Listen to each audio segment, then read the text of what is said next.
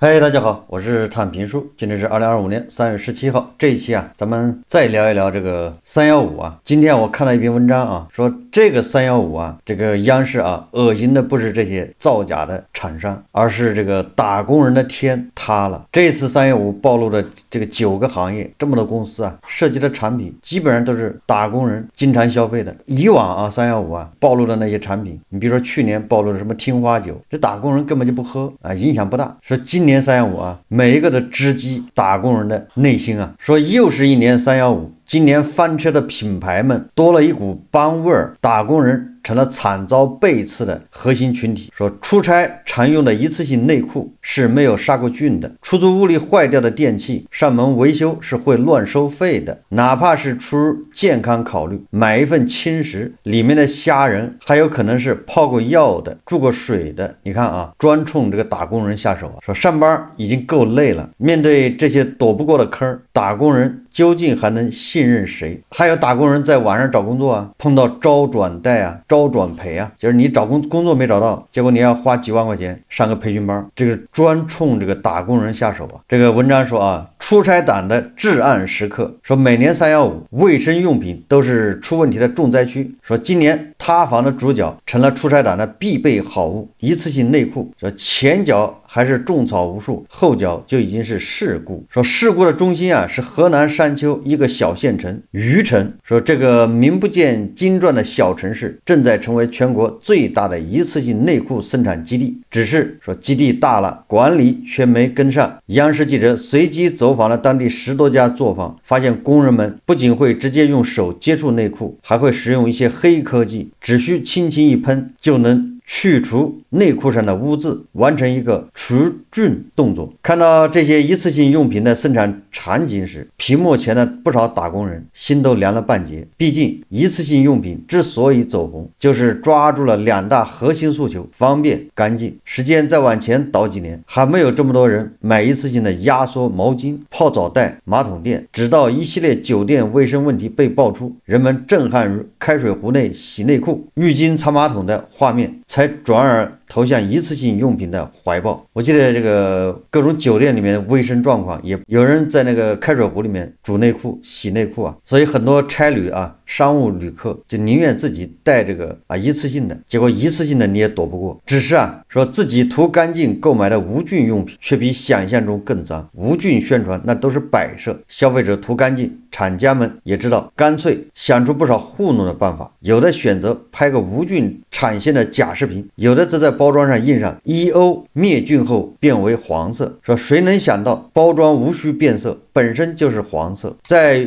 虞城，一次性内裤产业的兴起不过是这2年的事情，很多白牌借着这个契机飞速发展，其中就包括这次央视晚会被点名的欧诗罗兰。这个欧诗罗兰的创始人很年轻，是一个名叫李永康的00后，说他曾经介绍过自己的发家史，早几年他还是做卫生口罩的生意，后来发现一次性内裤的主要原料也是无纺布，很快便调转方向，投产了几十家铝成工厂，产品销往各大电商渠道。光是这位老板一个人的产业就能消化掉每月1000万条一次性内裤的需求。在一次采访里，李永康把自己的创业成功归因于快消主义的极致，更重要的是搭上了直播间的快车，和平台渠道达成合作后，李永康的工厂所生产的欧诗罗兰很快走进了头部主播猎尔宝贝的直播间。你看，这就是一拍即合说直播间的能量足以让白牌商家们震撼。李永康说原本作为白牌商家，自己很难对接上高坑位费的大主播，但在平台托管下，产品进了直播间，火速卖了万单。上完一波后，弹幕还一直要加，消费创投智库利金曾经做过统计数据，在2024年上半年，欧诗罗兰的销量同比增长59628%，也就是涨了600倍。这个直播间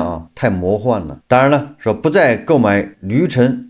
生产的产品，或者转而购买知名品牌，也无法保证自己能够躲过一劫。这些小作坊生产的一次性内裤，除了作为白牌流入电商渠道销售外，也有不少是给知名品牌代工的产品，如浪莎、贝颜姿、初医生等。其中一家工厂里员工十足坦诚地表示，即便是给大品牌代工，也不会尽数杀菌，只有少部分会被竞争对手举报的产品生产标准高一些。看上去白牌产品卫生堪忧，知名品牌则是管理堪忧。大品牌们管理不好加工厂，给消费者留下的坑也不少。刚刚过去了2月，名创优品的一次性内裤遭遇一次舆论危机。那一回出问题的生产厂家坐标并非余城，而是东莞。有消费者发现自己购买的一次性内裤上有不明黄色污渍，而就在包装上，名创优品还赫然标注着7A 级抗菌。对此，名创优品很快道了歉，下架了产品，表示将停止和这家生产商订单合作。盯不住工厂的品牌，显然不止名创优品一家。315晚会里同样被曝光的纸制品，还有一家名为梁山西西的纸制品。这家公司的搞钱路子是以1000元每吨的价格收购生产垃圾，就是那个很多大厂生产的这个边角料还有垃圾，把这个收购回来之后再加工，变成一次性用品的这个原料。这个原料它也以7-8千元一吨的价格卖出去，这个利润非常高按照这个咱们的规范所有的大牌的这个你生产的一次性用品不合格的要当场销毁，但是现在却被流出，对吧？到小作坊通过包装又再次流入市场。实际上，无论是一次性内裤还是各类卫生用品，都对应着一个庞大的消费市场。得入自己的目标受众，品牌们都很清楚。比如全棉时代勾勒出品牌的用户画像，80%以上都是女性，本科技以上占比61%，集中在一线、新一线城市，对生活品质有较高的追求。为了迎合他们出差、露营等户外诉求，全棉时代也开始生产一次性内裤等产品。你看看坑的就是这些人。谁也没想到，正是这一部分看上去最拥有消费力的群体，却最难购买到让人放心的产品。哪怕大家的诉求不过是干净卫生而已，他就是不满足你，就是没底线了。下面说上门维修专坑打工人。如果说一次性内裤厂家精通糊弄，那么上门维修平台啄木鸟就是熟练掌握演技，成了无数打工人眼里的维修刺客。说作为一门线下生意，上门维修要和人打交道，深谙这一点的平台要求师傅们掌握的不是维修技术，而是足够拿捏年轻人的话术。90元的洗衣机、塑料电机，只要胆子大也能要价600块。客户嫌贵了，就假装跟平台打电话，要求来几张优惠券。新人入职，话术培训2天，1周就能独立接单。发现不会修，那也不要慌，要锻炼良好的心理素质。讲实话，客户也不会想到这个工程师干学3天。啄木鸟给你派来的这个维修师傅他自己恐怕也干学。打工人苦如套路，是因为师傅们苦如 KPI。毕竟得是每一笔订单的收入，平台要抽走60%，不给客户换点东西，师傅们没得赚。这些现象经过央视315曝光后，啄木鸟选择火速道歉，得是虚高收费、小病大修、抽佣高、工程师3天上岗的问题，平台负全责。负全责有什么用就给他一次机会，他接着祸害屡教不改说一笔笔昂贵的维修费用堆住了啄木鸟在资本市场的优秀表现。早在2014年，啄木鸟就已经获得了首轮3000万融资，润入扩展业务。此后更有不少大佬都从资本层面托举过这只鸟，比如小米创始人雷军和58同城创始人姚劲波。或许在他们眼里，啄木鸟所探索的本地生活是一门市场前景广阔的好生意。2024年1月，啄木鸟向港交所递交招股书，当时的营收数据显示，从2021年到2023年9月，啄木鸟的毛利率通常都在80%以上。初次递表失败后，2024年10月，啄木鸟再次更新招股书，数据显示近几年来公司收入和毛利的规模一直在增加。这几年啄木鸟的口碑已经越来越差，今年也不是啄木鸟的问题第一次被曝光。前几年的315，啄木鸟已经因为乱收费问题被多家媒体点名过。而在黑猫平台上，如果按照上门维修为关键词进行搜索，能搜出来超过3万条投诉，其中啄木鸟就占了4000条。啄木鸟那条耳熟能详的宣传语，除了感情啥都能修，在年轻人们眼里就是除了感情啥都能骗。坑的就是脸皮薄更愿意掏钱息事宁人的打工人。这种啄木鸟这种企业年年315都要曝光，但是他活着好好的，你一曝光他就道歉，完了屡教不改，就是这么坑。这个已经不是什么竞争的问题了，这绝对是人品底线监管的问题，对吧？这种平台应该早就责令它停业。那个58同城本身里面就问题特别多，骗子10个骗子，恐怕有7个是从58同城那个平台上出来的搞事。那个58同城基本上就是个骗子集散地，你稍不小心你就是租个房，你找个这个找个那个的58上面一不留神就会被骗。对于打工人而言，息事宁人很多时候也是一种无奈之举，毕竟选择上门维修的客户里有很大一部分都是独居的女性，面对着掌握了自家地址但技术专业性却不足的维修人员，以及无心保护用户的平台，爆发矛盾带来的潜在风险或许比钱包受伤危害更大。也就是说，为什么越来越多的人选择忍了呢？就是不想找麻烦。在最新的一次回应里，啄木鸟表示平台已经放弃公关不再找理由，也不再平息舆论。不过道歉性的文笔还是一如既往的优秀，末了还不忘留下一句：啄木鸟先去捉自己，再去修别人。你看看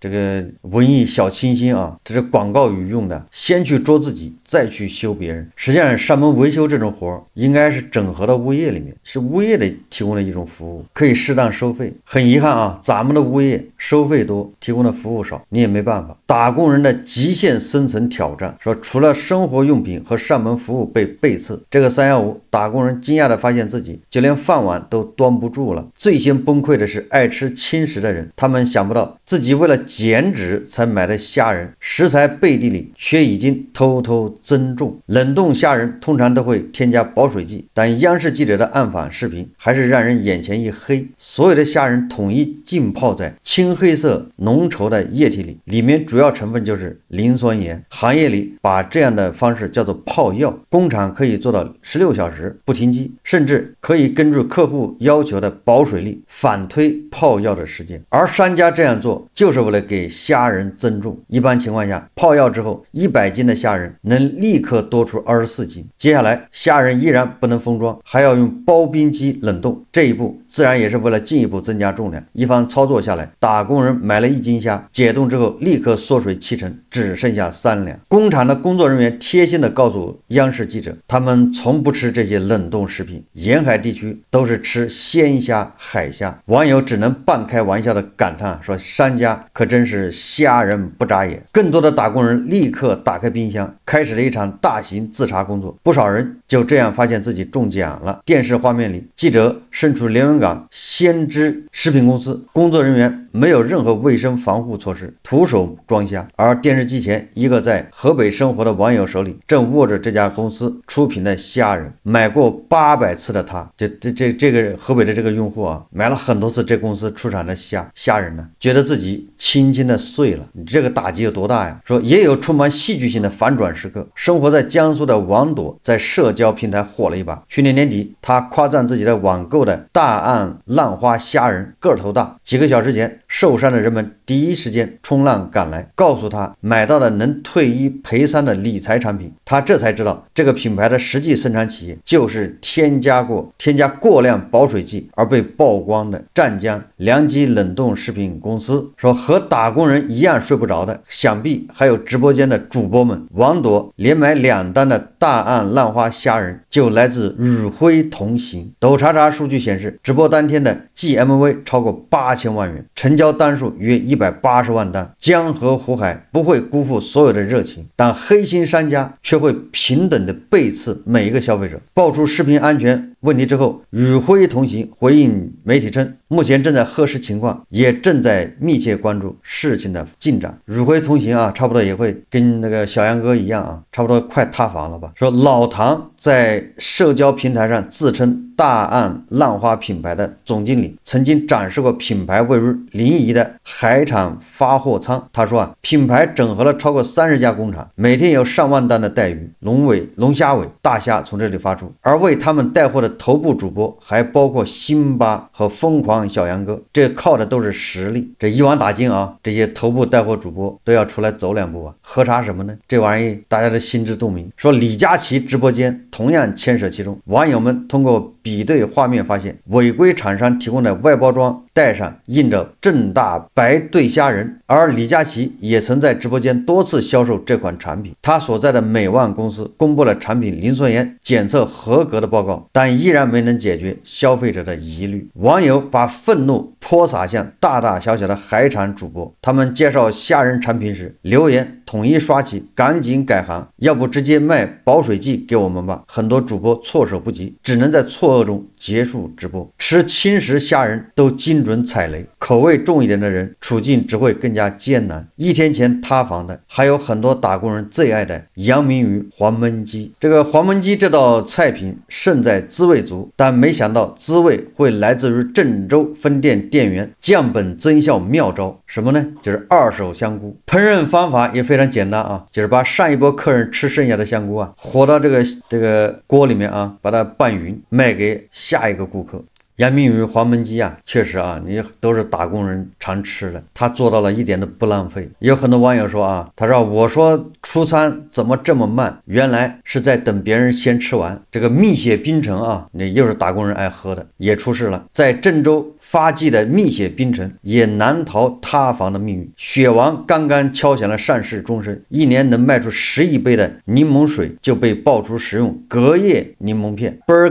杯盖里夹着飞虫，用水冲一冲继续用，也属于正常操作啊！全力冲刺上市的沪上阿姨，一边加速扩张，门店数量已经突破8400间，而另一边也疯狂节省。暗访记者在武汉汉口门店发现，每天至少有一半奶茶小料过期，但依然照样用。制作杨枝甘露的西柚粒过期了，店员笑了笑，重新打印保质期，为它续命。人们想要吃的安全，似乎已经没有规律可以遵循。大主播背书的虾仁可能添加了过量磷酸盐，连锁品牌的套餐奶茶也会让人摄入二手蔬菜过期珍珠。文章说啊，经过这次315之后，每个打工人都能安慰自己，为了通过这场生存挑战，自己的身体已经拼尽全力了。这是怎么样的一个社会呢？现在问题是我们应该换个思路。什么思路呢？就是央视315你不要去打假了，因为目前来看，就是我们接触到的吃的喝的用的都是假的，都是残次品，都是一次种好。你央视能不能告诉大家什么能吃？我认为啊，应该换个思路，对吧？央视去暗访，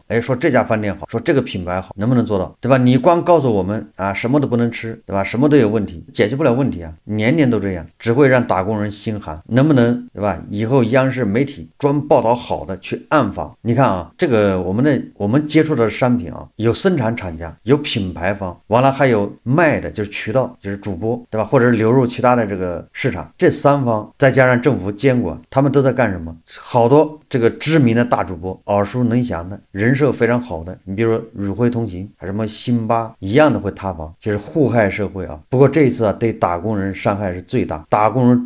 终于啊，发现自己虽然这个工作不咋地，虽然这个压力很大，但是我们毕竟还有个好身体，抗造百毒不侵啊，这个也算是人生幸事啊，对吧？你终于发现自己原来是这金刚不坏之躯啊，就这么造，居然也没得什么大病，还活蹦乱跳的，还想着这个996加班有一番事业，对吧？穿着这个没有消毒有污渍的一次性内裤，吃着这个保水的，对吧？磷酸盐浸过的虾仁，跟这个只培训3天的维修师傅啊去周旋，对吧？这是什么样的一个世界？最主要的是咱们全民在讨论315的时候，没有一种羞耻感，已经变成见怪不怪了，对吧？你看这个啄木鸟多次上电视曝光，他居然还能玩这些修辞手法，就不要脸到了极致，就他没有任何一点点什么羞愧之心。这个315啊，打工人的天塌了，但是啊，也只会塌这么几天，过几天啊，就一切照旧。这个北京日报报道啊，说求职者找工作便贷款买课。近年来，求职需求旺盛，一些求职者四处奔走寻找工作机会，没想到却踩进招转赔的坑。部分培训机构借招聘之名，引导求职者花钱培训，有的课程费用高达上万元。一些无力承担的高额学费的求职者，在先学后付的套路中，还上上岗，还没上岗就背上了贷款，先学后付，实际上已经成为不少培训机构的套路。他们大多宣称零基础保就业，边学边接单，学习无压力，明确表示包分配，更有甚者直接在合同中约定保障学员结课起90个工作日内兼职可赚回等额学费，就业薪资均在8000元以上。你看看啊，现在本来就业就难，大家找工作找得很辛苦，漫无目的啊，对吧？就是发出去简历都是已读不回，甚至有的都不读。在这种情况下，这种骗子啊就应运而生啊，很多人工作没找到，先1万块钱培训费花出去了，这个叫招转赔。我记得以前节目也介绍过，媒体也报道过，人社部也说要整治过，为什么现在还有呢？就到底有没有整治？打工人的天再一次塌了，对吧？你本来是去找工作的，结果工作没找到，先给自己报了个课，报了个培训班。所以说对打工人来说啊，叫防不胜防。有很多网友说啊，对吧？建议咱们也带货，但是我做自媒体第一天我就想明白了，我是坚决不带货。理由非常简单，就是那东西它不是我生产的，我根本就把控不了。网友冲我的这个影响来买的这东西，但是我又不能保证这种钱不能赚。但是啊，你看看现在带货主播，明知那东西他搞不清楚怎么生产的，他也监控不了，但是依然把胸脯啊拍得叭叭响，家人们挥霍自己的信誉在那担保，现在都要塌房啊，赚钱没有底线的。好，这期节目我们就聊到这里，感谢大家收看。如果喜欢我的节目，欢迎订阅转发，也可以在下方留言评论，谢谢大家。